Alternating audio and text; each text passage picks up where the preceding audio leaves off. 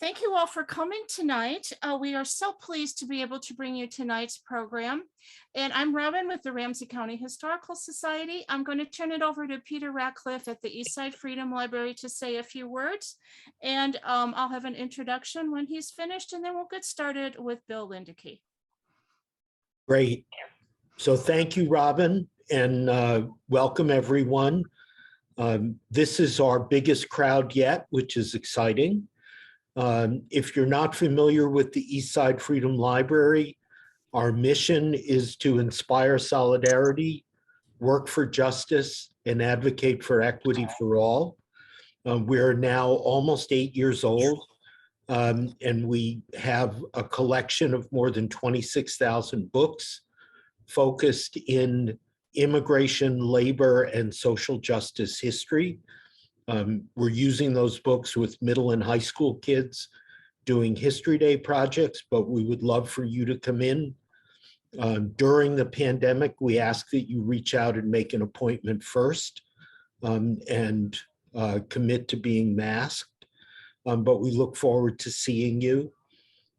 We're excited to be doing this series in 2022 with our friends at Ramsey County Historical Society and our friends at the Roseville Public Library, part of the Ramsey County Library System.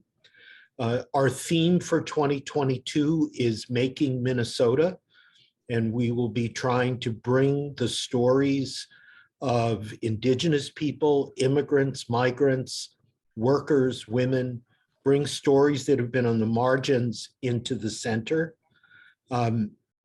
If you are interested in the work we're doing, we want to encourage you to sign up for our twice-a-month electronic newsletter. You can find a link for that on our website under Get Involved. Click on Mailing List and give us your email. 2 newsletters a month, that's all we'll clutter your inbox with. I want to also thank my colleague Bailey Ethier, who is helping with the tech tonight. And I also want to mention that in February, on February 10th, our presentation will be by a young scholar named Jane Henderson. Jane grew up here, but went off to the University of California at Berkeley, pursuing a PhD in geography. She's writing about African-American spaces and activism in the Twin Cities.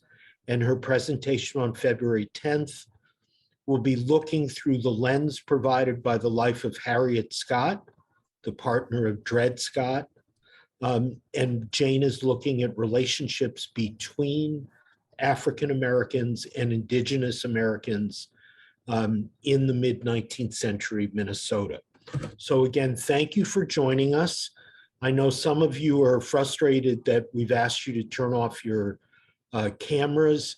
We will hopefully have time to reveal ourselves to each other after the formal part of the program is over. We found that this is a great way to do community building, and we hope you'll stay with us through the whole evening. So I'm going to turn things back to my colleague, Robin. Thank you, Peter.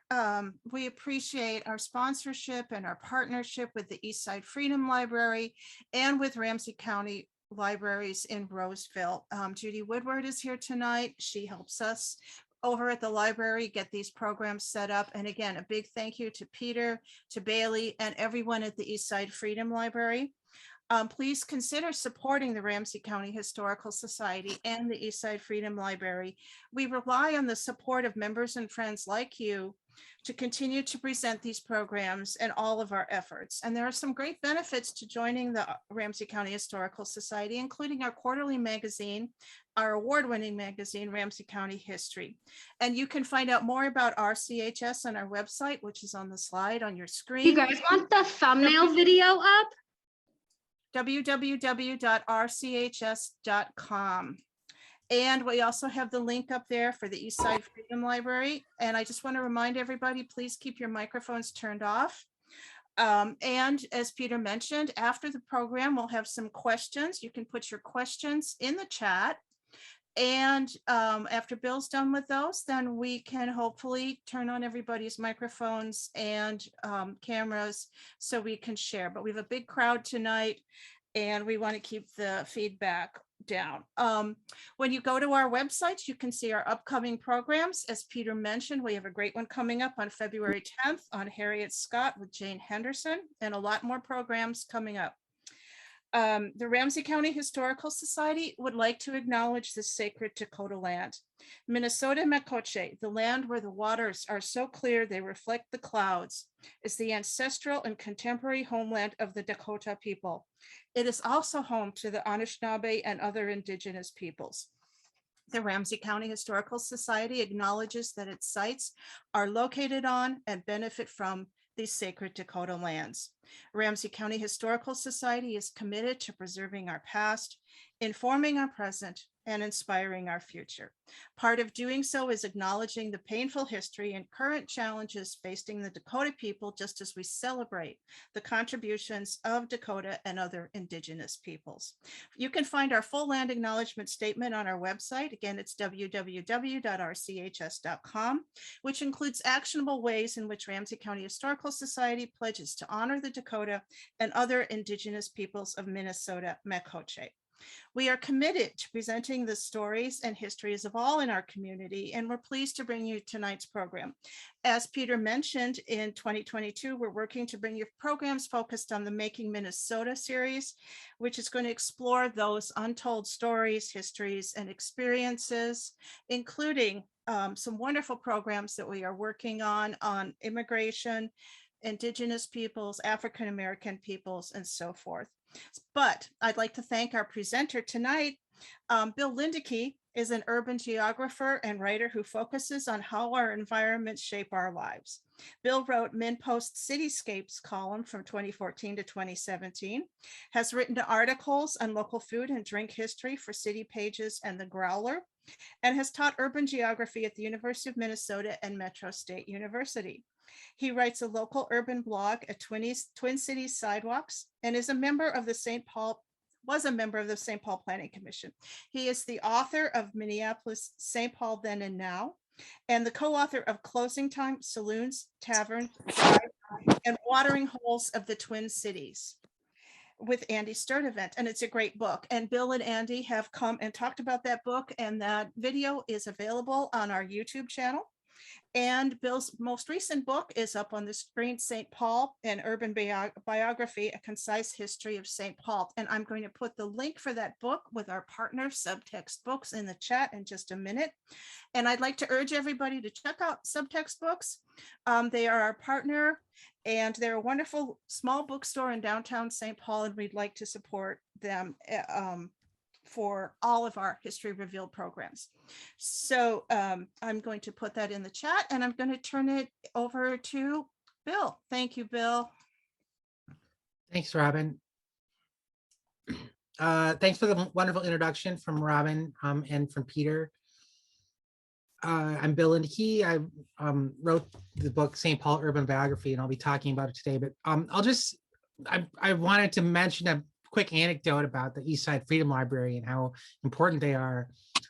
I wrote this book and researched it all during the 2020 pandemic, and I was sort of hoping to use the Minnesota Historical Society research room, the Gale Family Library it's called, and dig into all of the material they have on the history of St. Paul throughout 2020, but I couldn't because it closed, as did all libraries in the Twin Cities during the pandemic outbreak.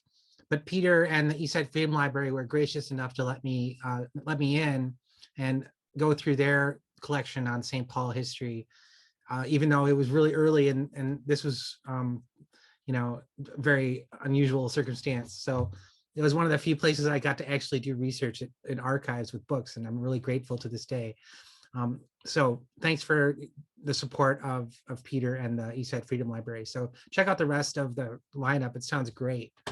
I'll just go through my book here, and introduce it. This is sort of part 2 of a talk that happened, I think a few months ago. I did sort of part 1 of my book on St. Paul history. The chapters that I'll be focusing on here are the second half of the book. But specifically, I was interested in the call to action and the theme of the talking series for 2022 here about centering stories of indigenous people, African Americans, migrants, and immigrants. This is again an idea I stole from Peter Ratcliffe, or I guess he gave it to me generously, which was to use the murals in the St. Paul City Hall. I don't know how many of you have been to City Hall, Ramsey County Courthouse, and seen the council chambers where they meet. It's the buildings from 1932, and the murals on the wall were designed by a Great Depression WPA era muralist named John Norton.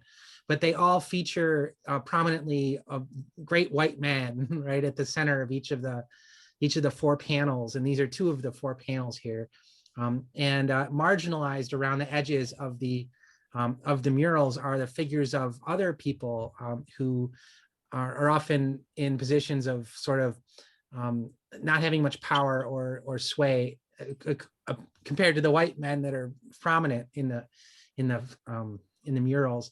The only woman that's depicted in the murals, for example, is there getting off the train in the bottom there. And there are a couple African-American people depicted in this history of St. Paul, and some Native American people. But for the most part, it's not it doesn't center the story of the city around the stories of the literally marginalized people of color and American Indian folks.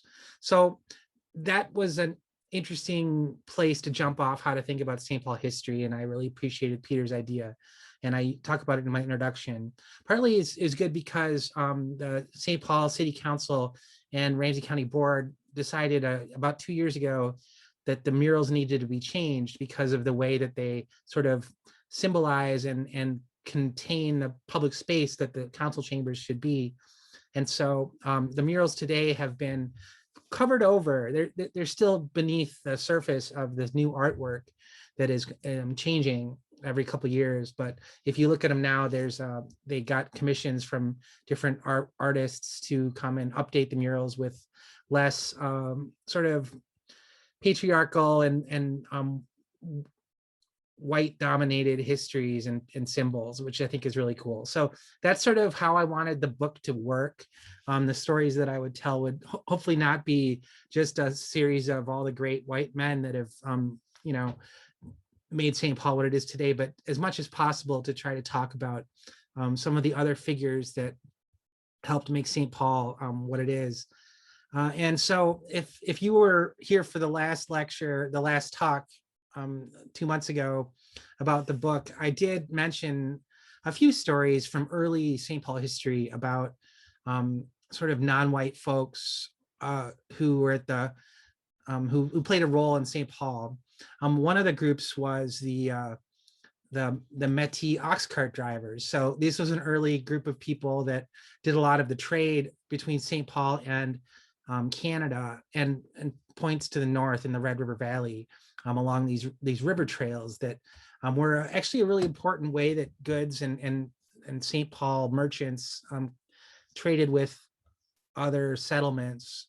And most of the drivers of these ox carts were Métis, sort of mixed race men who would take these wagons up and down from St. Paul hundreds of miles to the north to the Selkirk and Pembina colonies. So that's an interesting story that I talked about last time. I also mentioned, let's see, a couple other things. And I went over a little bit of the Native American history, which I'll get into here in a second. But first I wanted to just briefly, I also at the end of the, I talked about the railroads and the way the railroads were important for St. Paul's growth. And the first railroad locomotive that had ever been in St. Paul history is called the William Crooks. It arrived on on a steamboat up the river in 1861 and began the first railroad service in St. Paul between St. Paul and Minneapolis. And so I had been reading about this train, and I was in Duluth this last weekend and saw the train itself. They rehabbed the William Crooks. And I was just delighted to see that the railroad had been the actual locomotive that had been the first locomotive in St. Paul and in Minnesota history was still around, and you can go see it. And I was at the museum like 3 days ago, and there's my little daughter Ruthie. So I had to throw in a picture of her. But that'll be all Ruthie content for today. She's 9 months old and she enjoyed the train. I don't think as much as I did, but she liked it, I think. But anyway, talking about Native American history, I hope everyone here will spend a lot of time trying to delve into that. And I know I have done my best. There's thankfully a lot more resources that you can go to about some of the Dakota and Ojibwe and Ho-Chunk histories of Minnesota. And when you talk about St. Paul specifically, you got to get into a lot of the Dakota history. The book that I wrote is not really about that. And I don't think really I'm the person that should be telling that story, but I talk about it as much as I could. The part that I wanted to focus on was how deeply the sort of leaders and founders of St. Paul relied on and sort of used their power.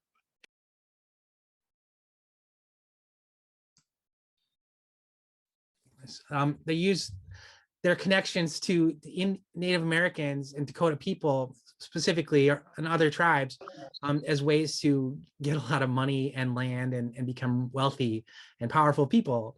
So this was true for a lot of the people you hear about in St. Paul history.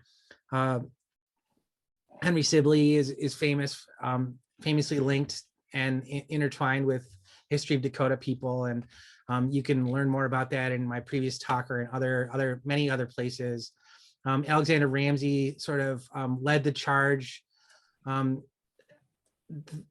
sort of dispossessing Dakota people in Minnesota. But even guys like Henry Rice was a key figure in St. Paul history in the 19th century, but he got his start with the Indian trade with the Ho-Chunk tribe. And that's how he made most of his first bunch of money, that then he went on to invest in land deals in St. Paul, so a lot of these guys used Indian and Dakota and other tribe connections and annuities as ways to then funnel it into land speculation, which was how you made a lot of money. Norman Kitson's another St. Paul legendary figure who made a lot of money as an Indian agent, as Rob Wales mentions here, and trading with different tribes. And so this was a key part of how St. Paul got its start. James J. Hill also, he's a little bit later, but his railroads were deeply connected to sort of exploiting the power dynamic between the federal government and Native American people. So there was a recent biography of James J. Hill that called his Great Northern Railroad, quote, one of the most Indian subsidized railroads in North America. And he was really proud of the fact that his railroad wasn't subsidized by the government, unlike most of the other ones that were built in the time.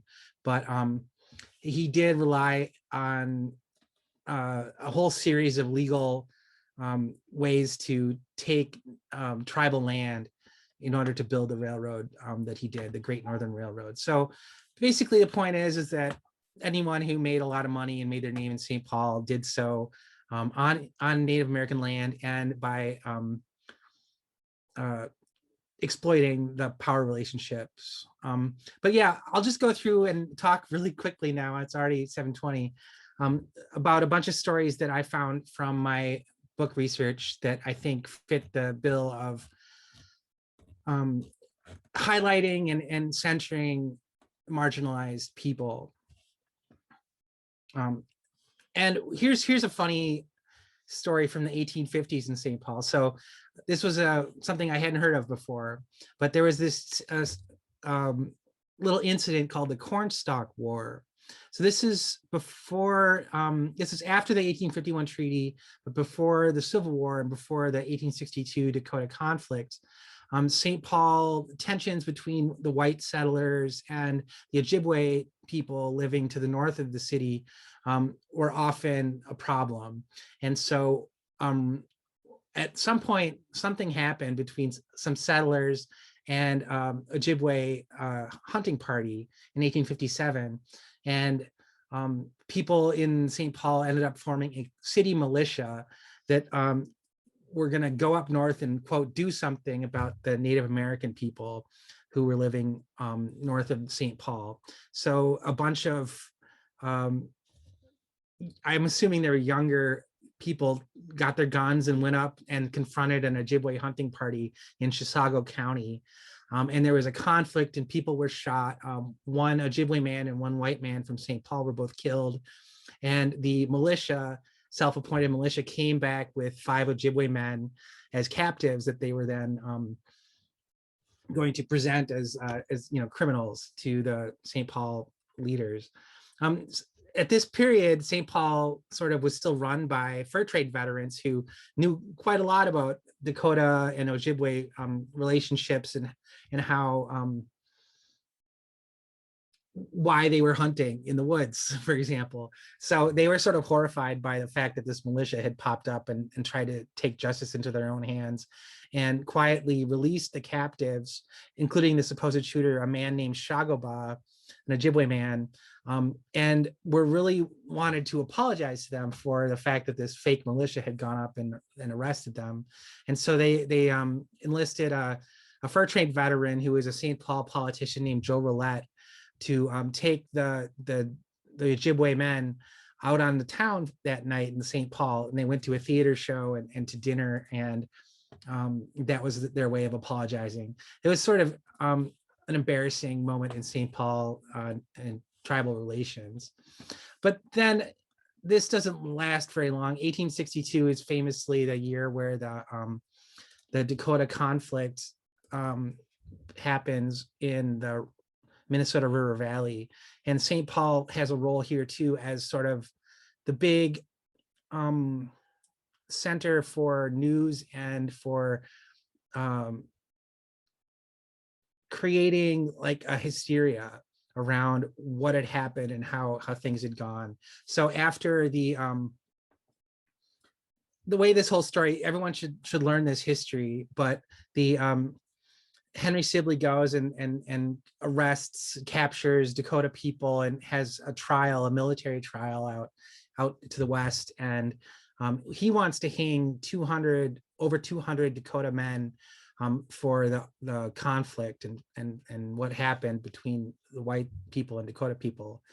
And President Lincoln at the time decided that only 38 people would be hung. And the district attorney of Ramsey County and citizens of St. Paul were really upset about this. They wanted many more people to be killed by the government in Minnesota. So there was this open letter from the citizens of St. Paul published in the newspaper in St. Paul here about why the decision to give people leniency was so wrong. And so St. Paul sort of becomes the megaphone for calling for genocide of Dakota people in Minnesota in this period.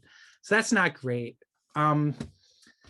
There's a lot more to this story, of course, but the point is that when you're thinking about St. Paul and what this place means and where we are and what the history of this place is, I think it's really important to acknowledge all of the things that we acknowledge, that Robin acknowledged at the beginning here, but also to recenter the landscape and sacred places like Mounds Park around Dakota people that have been living in this place for thousands of years. And so Mounds Park is one of those places. It's a cemetery. And I think it was interesting that signs were just put up about a year or two ago declaring that Mounds Park is not just a park, but is in fact a cemetery, and it should be treated with more reverence than we have in the past in St. Paul. You could say the same thing about another sacred site for the Dakota people that's just at the base of that at that bluff there on the east side, the LaConte, which in Dakota means spirit cave or spirit dwelling place. And this was a sacred site that has been in Dakota culture and and by according to some traditions, the center of the Dakota universe for hundreds or thousands of years. Nobody really knows exactly how long, but was definitely abused and practically destroyed by the white settlers who lived in St. Paul and came there, especially after the railroads came in. So just this last year, I was lucky enough to be at this ceremony where there was a groundbreaking for a new Dakota Cultural Center that's going to be built at the base of the bluff near, it's called Bruce Fenton Nature Sanctuary today, but it's sort of between downtown and Mounds Park. And there was a beautiful ceremony with native dancing and a long list of notable folks, including many of the Dakota and other Native American groups and other people in St. Paul who have been working on getting this built for a long, long time. So that's good to see. Let's see, other fun stories from the 19th century. One person that I think is really important for everyone to know about is an early St. Paul settler. Everyone knows about Pig's Eye Parent, but no one really talks about James Thompson. Unfortunately, there's not a picture of him, but he was one of the first people to settle in St. Paul, near where Lower Landing is located today, way back in the 1840s. And so he had a land claim there. He has an interesting life story. He arrived in Minnesota as a slave in 1827. He married a Dakota woman when he was younger, and then got bought by a missionary who would come up to the Minnesota territory, who wanted to convert the Dakota people to Christianity. And so the fact that James Thompson spoke Dakota was really helpful for these missionaries. They didn't speak Dakota, and so they didn't do a very good job converting anyone, but they did purchase James Thompson and free him from slavery. They paid $1,200 for him and bought him from this other person. And James Thompson then works as a missionary for the Methodists for a little while. And it turns out that it doesn't go too well. And at some point he stops working for them and becomes the ferry operator. Now this is a ferry that goes from, in this picture, from the fort, where the Fort Bridge is, so Highland over to Fort Snelling, but there was other ferries where downtown St. Paul is located that went across the Mississippi, and James Thompson ran that ferry for a number of years. He had one of the first land claims and famously fought with another early St. Paul settler, an Irishman named Ed Phelan. So Lake Phelan is named after that guy. And he was cantankerous, and James and Ed fought because Ed Phelan stole Jim Thompson's pig.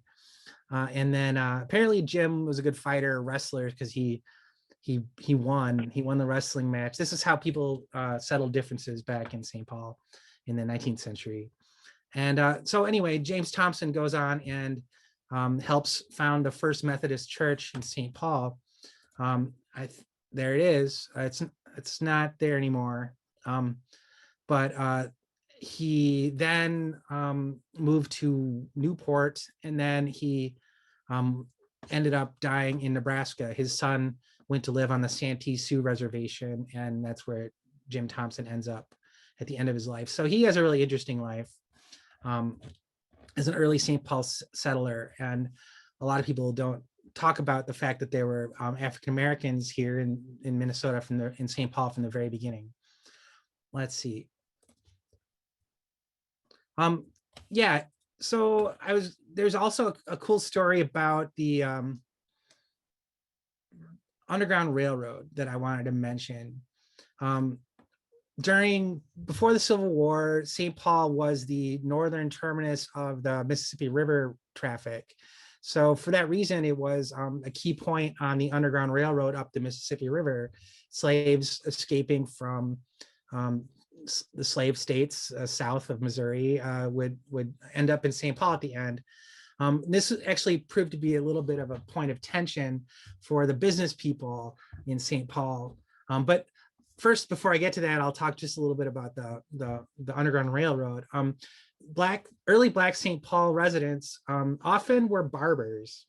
And this is an example of one of it's not a picture of the guy, but William Taylor was a early Black St. Paul citizen who ran a barbershop. And apparently this was sort of a profession that Black men could do in St. Paul in this period.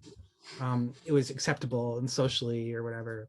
So there's this little advertisement at the top that was in the newspapers, and his barbershop was, this was a pen and ink drawing of probably what it looked like in the 1850s. But the barbers had sort of a slippery place in society because they talked to people of all different groups, and could also apparently also were often good musicians, and so socialized and played music around St. Paul in the early pre-Civil War days. And so they were kind of perfect for the Underground Railroad. So William Taylor was one of those, and he used his shop to help fugitive slaves and get them out of town, where they would go north to freedom, often to Canada. There was one example where it didn't go so well. So one of the tensions was that the Underground Railroad and abolitionist movement in St. Paul and in Minneapolis were at odds with the tourism industry. At this point, slave-holding Southern tourists were a big cash cow for people who ran hotels. And this is a little bit later in time, but you get the idea of what early hotel might have looked like in pre-Civil War period. And so they wanted to attract the Southern tourists, and the idea that that abolitionists would liberate slaves if they were up in St. Paul was against what they believed, and it would not help them make money.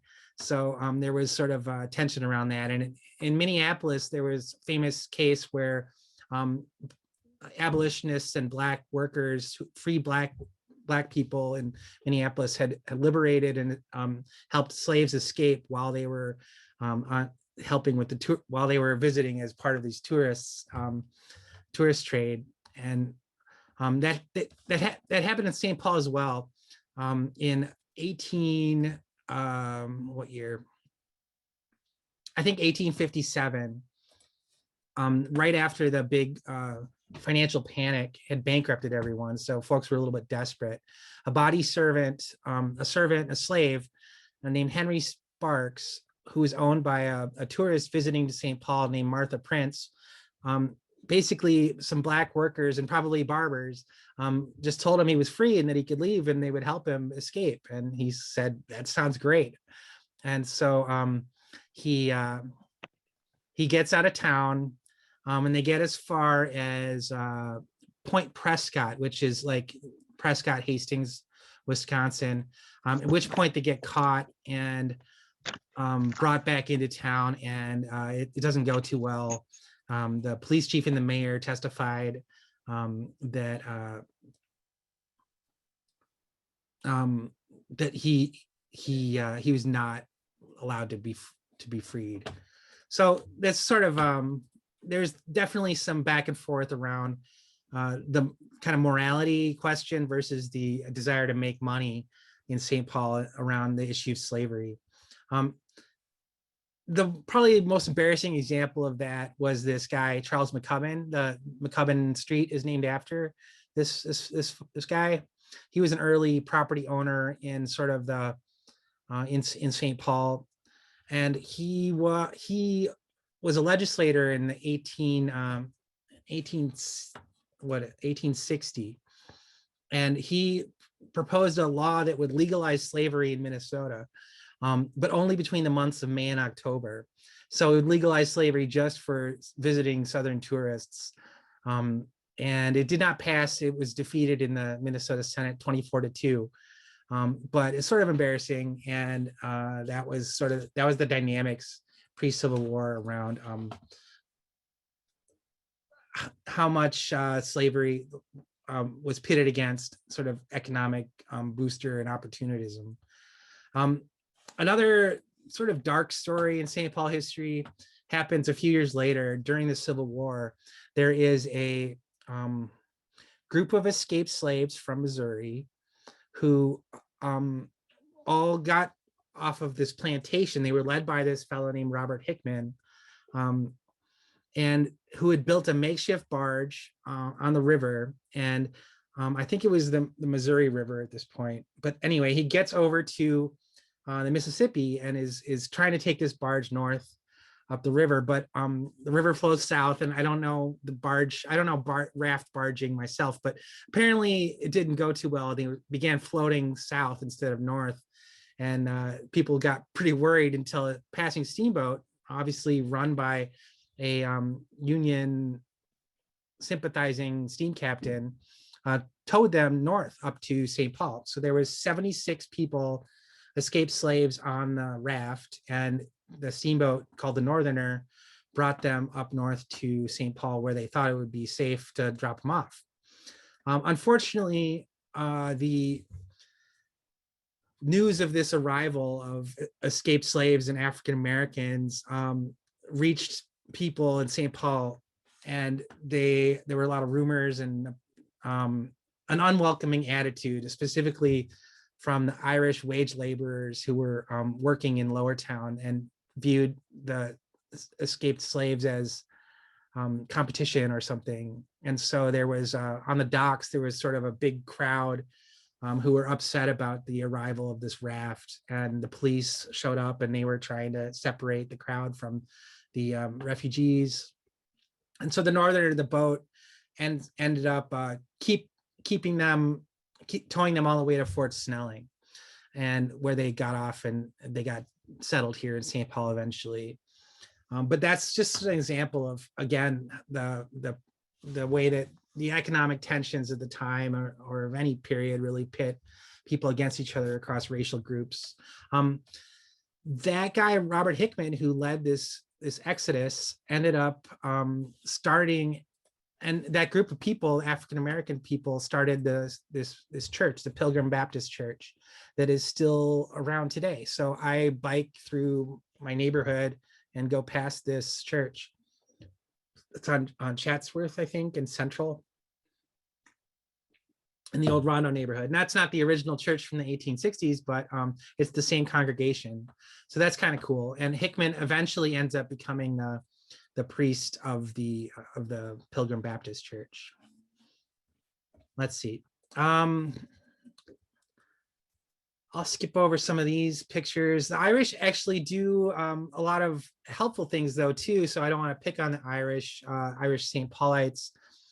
There's a wonderful book by Mary Lethard Wingard called Claiming the City. That's a history of sort of labor relations in St. Paul, and she mentions how Irish St. Paulites often were able to use events like St. Patrick's Day parades to and societies like the Order of Hibernians to overcome racial divides. And so it tells a good anecdote about an early Asian American, Chinese American St. Paulite who was given honorary Irish citizenship during a celebration and is welcomed into Irish community. And that's kind of neat. The first St. Patrick's Day parade ends up getting to be such a successful event. I think this is around 1917, 1915, where Archbishop John Ireland actually bans future St. Patrick's celebrations in St. Paul because they got to be too rowdy, and he was embarrassed. He was a teetotaler who encouraged sobriety, and so there was actually an official ban on St. Patrick's Day parades and celebrations in St. Paul from the early 1900s all the way till the 1960s. Let's see. Well, I need to kind of skip a bunch of stuff here. There was a big labor shortage in World War I. At the end of my last talk, I sort of end on 1917 is what I view as sort of a key moment where race becomes a far more problematic thing in St. Paul and probably in a lot of other cities. And it's kind of interesting why that happens. And I'd love to learn more about this if anyone has some good resources on this. Yeah, 1917, World War I, there is a labor shortage, and it prompts a lot of industries, like, for example, the stockyards in South St. Paul, to seek out workers anywhere they can get them. And so one way that they do that is to bring in workers from Eastern Europe. So the Croatian Hall, this is my wedding where I got married, dates back to this period where industries were trying to bring immigrants in from parts of the world. This is also coincidental with like the Great Migration story. And so the movement of African Americans north starts to happen in this early 20th century in mass. And so I feel like a lot of the racial problems and tensions start to emerge as new workers stop being white, and the idea that whiteness like becomes this new concept and category that people start to focus on. For African American community in St. Paul has a real strong connection to the railroad. So if you were on the Great Migration, you would take the railroad up north to St. Paul, for example. And a lot of the, these are old photos of the Union Depot back in its heyday. I like this one a lot, of the baby and the guy smoking a cigarette. But one of the only photos of an African-American red cap that I could find here at the Union Depot from this period. So a lot of the early St. Paul African-American men worked for the railroads. It was one of the biggest employers in the city as red caps, reporters. You basically worked, you're on call 24 hours a day for people in the sleeper cars, and you worked for tips for the most. I think that was it, but the tips could be really good, and they did get unionized eventually and had some clout. And so compared to life as a sharecropper, it was actually a pretty good job, although the hours were grueling. And but this sort of period where racial difference starts to inscribe itself dates to this same period in the early 20th century. And one of the ways that happens is through restrictive covenants, which if you look at when these start to be placed on mortgage deeds, it's right around the same period of the, around World War I and afterward. Before that point, you don't see a lot of racial covenants on mortgages, but after World War I, you start to see it be very common in new developments in St. Paul, Minneapolis, and most cities in the country, where if you want to sell your house, you cannot sell it to a non-white person. And here's an example from Massachusetts. The local story about this is in St. Paul, that's very famous, and you can all look this up later, is the story of the Francis family, Nellie and William Francis, who most Black St. Paulites lived in the Rondo community or in the downtown area. And there was sort of a unspoken, rules about where you could live that were often done through sort of social pressure. But Nellie Francis was a sort of determined civil rights advocate, and they were both sort of middle class and had good jobs working at big companies in downtown St. Paul. And so they tried to move to one of the white neighborhoods in town, the Mac Grove area, at which point, for years, neighbors organized community groups to try to keep them out. And the white neighbors who didn't want Black people in their neighborhood had marches in front of the Francis home, would make phone calls, harassing phone calls to them all the time, and burn crosses in their yard. And basically the Francis trying to move to this house had to hire a security guard to keep themselves safe. And the way that this standoff ended, they were both stubborn, but you can't imagine that they had a good time living in the Mac Grove neighborhood in this period.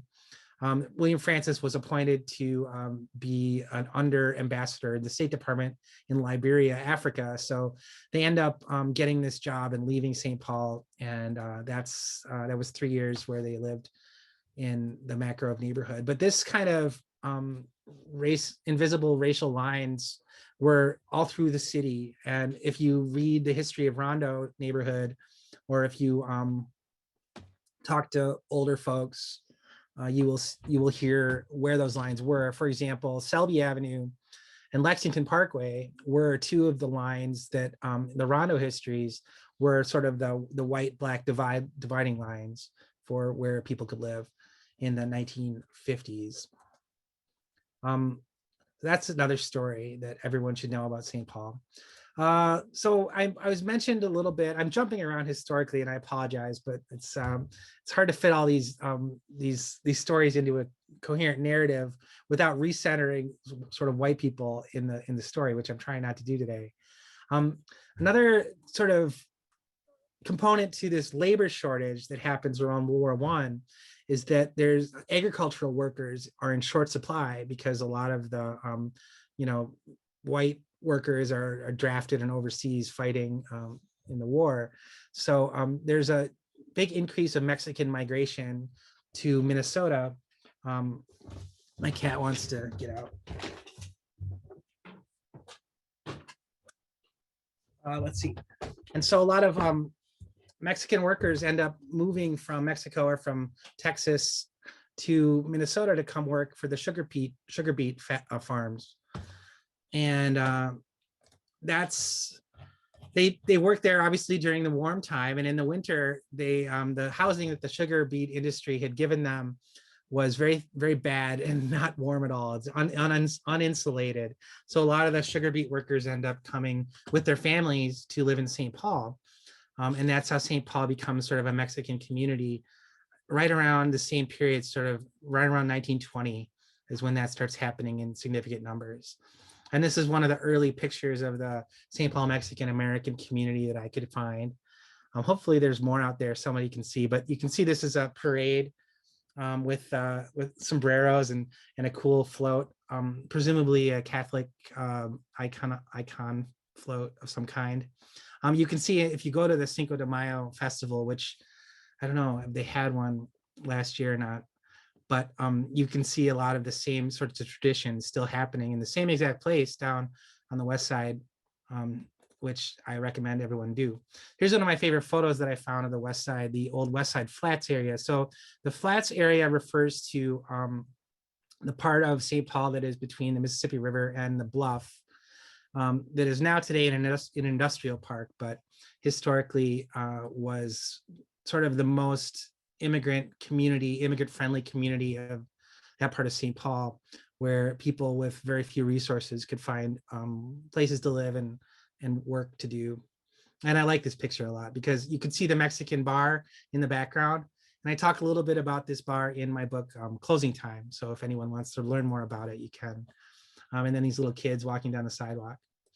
I really recommend that everyone read Gordon Parks's autobiography. It's called A Choice of Weapons. He, I think, is another really interesting figure in St. Paul history. I'm going to skip him right now, though. So it's too bad. But yeah, check this out. Check out Gordon Parks's biography. He is awesome. He spent his childhood using sort of St. Paul as a home base. He was sort of homeless. He ends up traveling the country as a musician and then winding up in Chicago and having near-death experiences. And then he ends up working on the railroad as a porter, the same kind of red cap job that I was talking about a little bit ago. And that's where he develops his love for photography and ends up becoming one of America's most important photographers, especially dealing with race. And he, in his book, Choice of Weapons, has some kind of nice things to say about St. Paul. It seems like he had to find enough time here compared to some other places that he lived throughout his life. I wanted to really focus in for the next few minutes, though, about some of the policy problems, sort of how we got to our segregated city that exists today and how that happened from a sort of governmental perspective. There was a big study done, the first sort of social science study of St. Paul dates to 1917, again, the same year that I think things sort of start to shift. The Wilder Foundation hired an early sociologist to come in and study why St. Paul was, had problems, social problems. And he ends up sort of looking at a lot of the housing and connecting that to people's ethnicity. So it's not really a class-based analysis. It's not about how poverty happens, but it's about sort of whether you own your home and what race you are and whether you live in a big family or in a small nuclear family or what kind of family you have. And then there's a lot of focus on bathrooms. So the report, which you can find online, uses sort of poverty, shocking images of poverty to, I view it, pathologize groups of people in specific neighborhoods, like the West Side Flats. So this is an example of that. And there ends up being this sort of subtle narrative. It's not very subtle, actually, connecting density, apartments, and diversity to squalor. And, you know, maybe to some extent that was a link, but the way that this ends up playing out in St. Paul policy-wise is to make it much harder for people of color, working class folks to find places to live and find housing in St. Paul by sort of justifying the demolition of a lot of these places, these neighborhoods. So this was an early study that sets the groundwork for that. St. Paul then passes the first city plan in 1922 that then has a lot of the same sorts of goals and ideals in it. This same kind of logic extends into the 1930s after the Great Depression. Here's another research book that you can check out. It's called The Social Saga of Two Cities by Calvin Schmid, who's another early sociologist. And he does a lot of really interesting maps and social analysis of who's living in St. Paul and in which neighborhoods. But it has that same kind of subtext about linking communities to poverty without sort of analyzing how it got to be that way. And the map that everyone looks at that's sort of famous is this race class map that Schmid creates, where it maps out sort of which neighborhoods are good and which ones are bad. And you can see, here's zooming in a little bit, how he analyzed the different parts of the city. Let's see. And so this sort of leads directly into the redlining maps in the 1930s that the federal government does in St. Paul and every city around the country, where they analyze and describe different communities according to how white they are, how diverse they are, what kind of housing there is, if it's apartments or single family homes, or if there's rental housing, and grade everything according to how investment worthy it is. And this becomes the basis for who gets mortgage assistance and who doesn't, and leads to sort of the racial inequalities. It's one of the number one factors that creates the wealth inequality in America, is this sort of access to home loans that dates back to this period where neighborhoods are graded and evaluated in this way. Okay, that's sort of my wonky part of this, and there's so much more to unpack here, and I'm not going to be able to get to it today. But you can see one of the effects of this is that St. Paul and Ramsey County, this is mostly St. Paul, by the way. The population of greater Ramsey County in the 1940s was pretty small. It just becomes much more segregated. It used to be a little bit more diverse, integrated with each other, and over this period of time, this is research done by St. Kate's, by the way, but it becomes more segregated. So this all leads into a lot of the urban renewal and freeway construction problems that I am very fond of talking about. And I don't know how many of you know all the stories. The Rondo is the most famous of the neighborhoods that get destroyed. I like looking at these early photos, though, pre-urban renewal, pre-freeway, of what the city looked like and how sort of connected it all was. And so if you read my book, chapter 6 in particular, it starts off by talking about what these communities were like around the edge of downtown, and what it might have been like to walk, for example, from the cathedral to the Capitol through this working class neighborhood. So if you look at that same spot today, you'll see that, let's skip ahead a little bit, that there's like, well, I guess I don't have that slide in here. There's hardly anything left of that old community. And so it's really interesting to think about which neighborhoods were destroyed and which ones weren't, and why that happened. Let's see. Sweet Hollow was set on fire and demolished. And this a neighborhood didn't have any plumbing, admittedly, but it was also a place where people of color and immigrants could find homes and live. Little Italy is a similar one by the river. Another of the most famous areas that was demolished and transformed by the city was the West Side Flats that I talked about. So this is what the community used to look like before it became an industrial park that it is today. Let's see, what can I get to before we have to wrap up?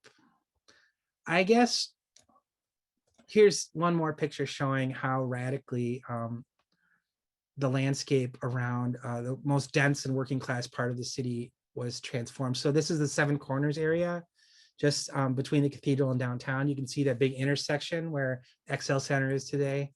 That's the Seven Corners intersection. This is what it looks like today. So from a satellite perspective, and there's the before picture and there's the after picture. So these are the kinds of communities that get obliterated by federal and local policy in this period. The famous case is the Rondo community, of course, where the freeway gets, there was a debate that theoretically existed between city planners and the state planners about where to put the freeway. And the alternate route would have skipped most of the African-American neighborhood, but instead the freeway was put right through the middle of the African-American community, the Rondo community. And here's just a few pictures of what that meant. So Lexington University, basically the freeway went right through the middle of this photo at a diagonal. Here's another one showing the right of way that was taken out for the 94 freeway. Let's see. So yeah, doing really fast, the rest of this history that I had lined up here. In the 1960s, I think triggered in part by so much of the destruction that had happened to the communities, there was a lot of racial tension around, like in most cities, and St. Paul had a lot of the same problems. Selby Avenue becomes sort of a flashpoint for white-black divide, you know, as I described that it had been historically. And there was a famous incident in 1968 called the Stem Hall riots, or Stem Hall incident, I guess I would say, where the St. Paul police end up barricading this dance hall that was having a big party with most of the attendants were black, and shooting tear gas into the hall, and then causing this extremely troubling event for the young people that were there. A lot of people were hit by the police. And this leads to sort of looting and damage on Selby Avenue in particular, where businesses are hurt. So it's kind of pre-shades of a lot of the police and community conflict that's been happening recently. It's really never gone away. Another famous story from this period is the killing of a police officer. So I read this book. It's kind of interesting. It's a story I hadn't heard as a 40-year-old about a police officer who was shot on Hague Avenue in the same area. And then the Dayton's bombing. I don't have any slides in here showing the Dayton's bombing, but that's another interesting / horrible story about St. Paul in this period. And it all sort of comes around full circle with stories like Philando Castile on the demonstration. This is a photo I took of the sidewalk outside Summit Avenue a few years ago. Let's see. So in my book, I talk a little bit about the sort of racial turf St. Paul, and the story that Melvin Carter Jr. talks about as a police officer about Rice Street. And that's something that rings true for me growing up on Rice Street. Living on Rice Street as I did for about 5 years.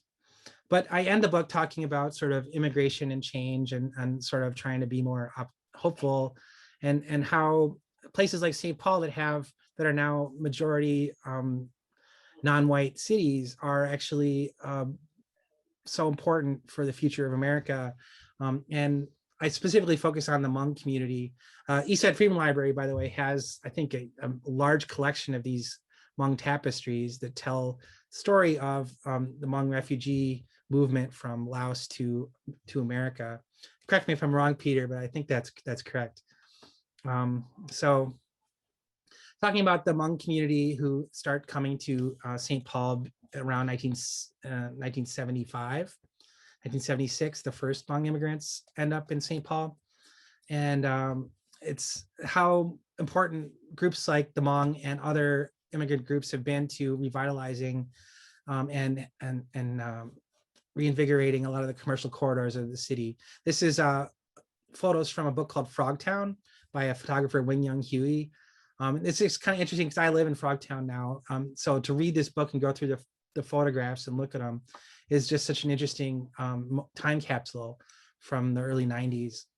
But if you, I actually did a story for the Twin Cities Daily Planet years ago where they sent me to the Hmong J4 Freedom Festival, which is an annual celebration of Hmong freedom that happens on July 4th. So it's similar to the 4th of July, but it's got a very different twist because it's in the Hmong context, and it's also a sports tournament, and it was really interesting to go to that. So I encourage everyone to go visit that, or to go to Hmong Village or Hmong Town. They're two very large ethnic Hmong markets that are in St. Paul. They're fascinating places. This is one of the coolest spots in the Hmong Village on the east side, where they have a mural in the background showing what Laos, and then sort of connecting that to the community that exists in St. Paul today. Let's see, so I had some slides about sort of inequality in St. Paul today and where white and black divides exist and where poverty is concentrated in St. Paul. And then also trying to emphasize very strongly that a lot of the segregation that exists in St. Paul is actually St. Paul versus suburban segregation and how much wealth exists in the suburbs. There was a question here about St. Paul being more diverse. And I think there's an interesting thing if you look at this chart of the population change in Minneapolis versus St. Paul. If you look at the blue line, Minneapolis declined in population from its peak a lot more than St. Paul did. And I think that's an interesting question about why that difference exists. And there's a lot of reasons that we could start speculating about, but it's kind of cool. This is sort of a racial dot map of the Twin Cities Metro, and the red dots are white people, and the blue dots are African Americans, the green dots are Asian Americans. You can see how racially segregated the Twin Cities really is at a glance in this map. So I think that's important. But I end my book, St. Paul, an Urban Biography, talking about some of the work that's now being done to try to redress some of the mistakes we've made in the mid 20th century and even before that. So this is a man named Marvin Anderson, who had been one of the leaders of the efforts to start Rondo Days and to create a museum and a plaza and a land bridge on I-94 corridor in the Rondo community. And I end by talking about farmers markets and how great they are, and why farmers markets are sort of, I think, the vision for the best that St. Paul can be, the way that they sort of include everybody and bring everyone together in a wonderful community and healthy way, and have delicious food. So I'm looking forward to the end of winter and farmers markets being back. Anyway, I'll stop there. I think I do see some great questions, and I don't know if you wanted to, how you wanted to do this, Rob. You want me to just go through here? I can read them out, Bill, so they're on the recording. Okay. So Robert had a question. I'm not going to read his whole comment. It's in the chat, but he wanted to ask if St. Paul was historically a city that developed neighborhoods from an immigration perspective more easily than Minneapolis, if that was your impression. I don't know. The differences between Minneapolis and St. Paul are sort of really interesting. Minneapolis was much wealthier, and their industrial base required a lot more workers of maybe lesser skill than St. Paul. Had a lot of small businesses that a little more higher skilled labor. And so there was sort of a tendency in Minneapolis to be more abusive towards their working class neighborhoods. I don't know. I think there's a lot of immigrant neighborhoods in Minneapolis as well, and a lot of Catholic communities in Minneapolis as well. But in general, I think St. Paul was more oriented around Catholic identity and less about sort of large industrial workforces. So there was two related questions. One, what was the most interesting or surprising thing you discovered while researching your book? And the second one was, what is your favorite St. Paul neighborhood? Oh, instead of neighborhood, I want to say streets. Like streets that I love in St. Paul are Payne Avenue. So go to East Side Freedom Library and then walk up and down Payne Avenue, because it's one of the few streets that didn't get bulldozed like crazy after the automobile was invented. It's still kind of narrow and has a lot of the 19th century buildings on it. And then the diversity on Payne Avenue is still wonderful. And so in some ways, it's the same as it always has been. It's an immigrant street that reflects the diversity of the city. Also love Selby Avenue. It's wonderful. And I really like the way the cathedral sort of sits on one end and gives you a landmark at one end of the street.